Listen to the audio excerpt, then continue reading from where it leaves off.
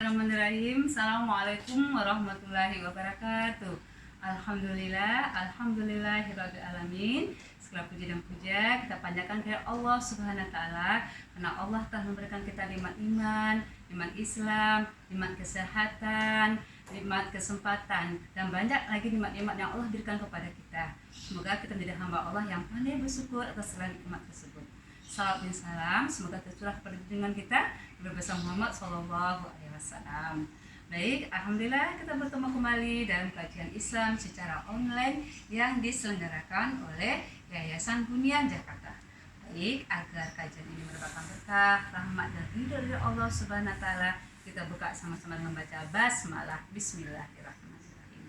Adapun tema kita hari ini di tanggal 9 Februari ini kita ambil masalah temanya hakikat umur ya. Nah, bicara masalah hakikat umur, manusia itu Allah berikan ada tahapan-tahapan umurnya ya. Nah, jadi kalau kita bicara tahapan umur manusia, yang pertama kali Allah menciptakan manusia itu adalah Nabi Adam ya. Nabi Adam diciptakan oleh Allah, diturunkan ke bumi setengah Siti Hawa dan keturunan-keturunannya. Nah, setelah itu tahapan selanjutnya adalah manusia itu ada yang namanya dititipkan oleh Allah ruh di dalam kandungan ibunya ya. Ketika berumur 4 bulan dalam kandungan ibunya, manusia dititipkan ruh dalam kandungan ibunya, itu namanya alam ruh ya. Setelah itu manusia dilahirkan ke dunia ya, tempat kita sekarang berada. Setelah kita disuruh oleh Allah untuk beribadah kepada Allah, mencari kebaikan-kebaikan, beramal soleh untuk persiapan kita nanti di akhirat. Nah, kemudian tahapan umur berikutnya manusia adalah ketika manusia sampai ajalnya, ketika dia akan kembali kepada Allah, dia akan memasuki alam berikutnya. Umur berikutnya adalah di mana dia ada masa penantian di alam barzah ya. Di alam barzah manusia menunggu ya masa penantian sampai nanti terjadinya hari akhirat.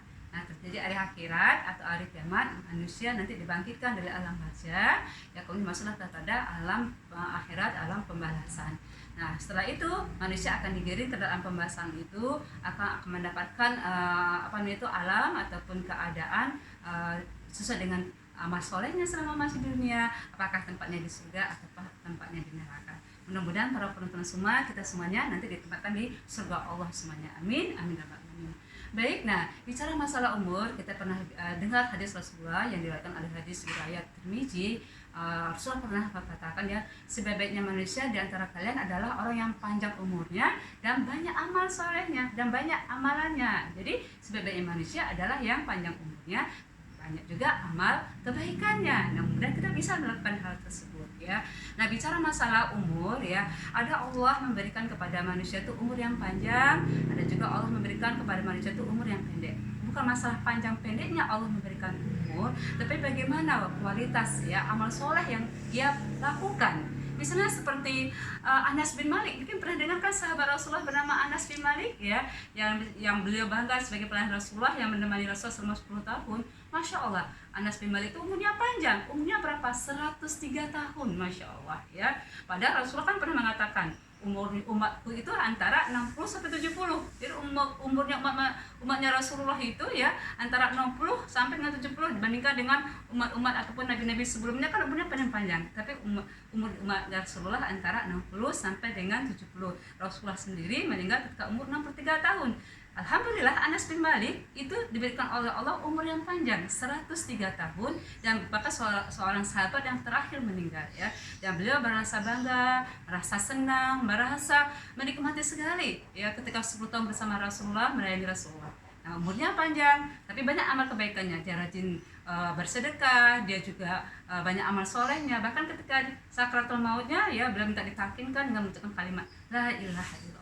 Nah, ada juga ya, kita lihat gubernur Bani khalifahnya Bani Umayyah yang bernama Abdul bin Abdul Aziz ya, itu umurnya tidak terlalu panjang ya. Dia berumur ketika dia itu diangkat menjadi seorang khalifah ya. Umar bin Abdul Aziz ketika dia diangkat menjadi seorang khalifah, umurnya 37 tahun, masih muda, dan dia juga menjabat sebagai khalifah Bani Umayyah tidak terlalu lama ya. Umar bin Abdul Aziz itu jadi khalifah Bani Umayyah.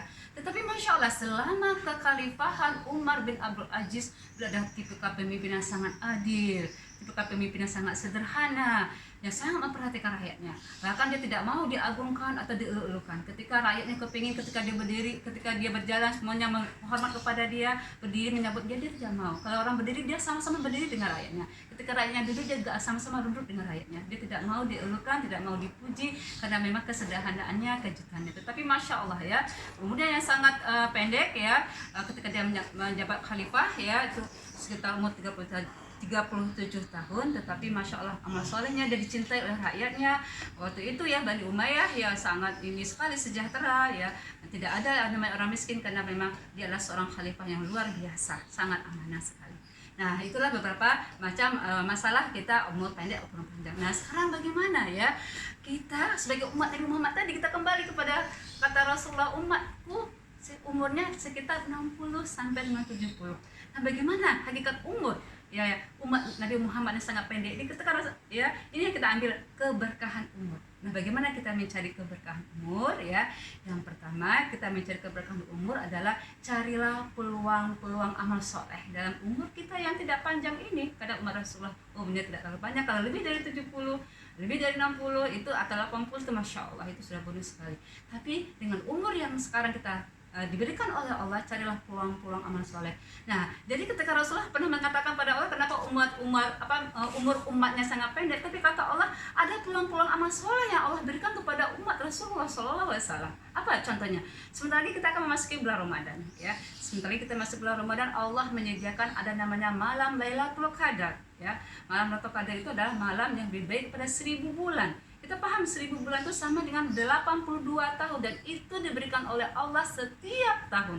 Ketika umatnya Rasulullah ya berpuasa mengejar Lailatul Qadar dan dia dapat Lailatul Qadar, bayangkan ya, sampai dia bisa menambah amalannya di hari itu sebanyak 82 tahun. Itu peluang yang Allah berikan kepada umat Rasulullah SAW.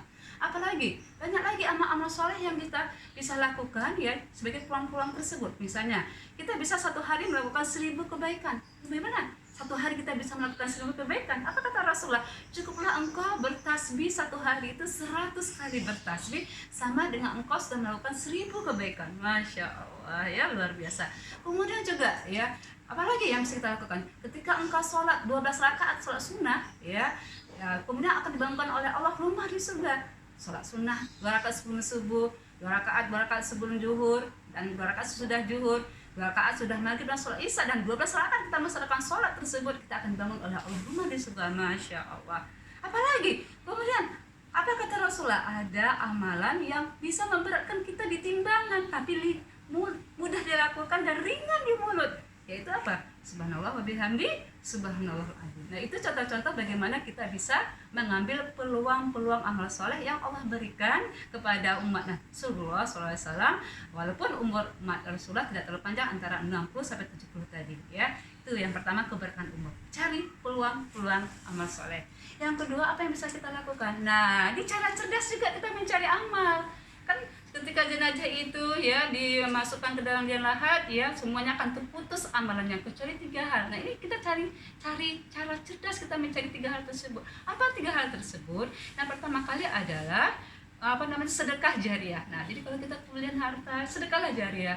Sedekah jariah apa? Kita belikan mushaf Al-Quran ya, di tempat-tempat tahfiz Al-Quran dibaca, mengalir pahalanya buat kita. Ada tanah, ada harta, kita berikan ya, beli semen, bangun masjid dan seterusnya.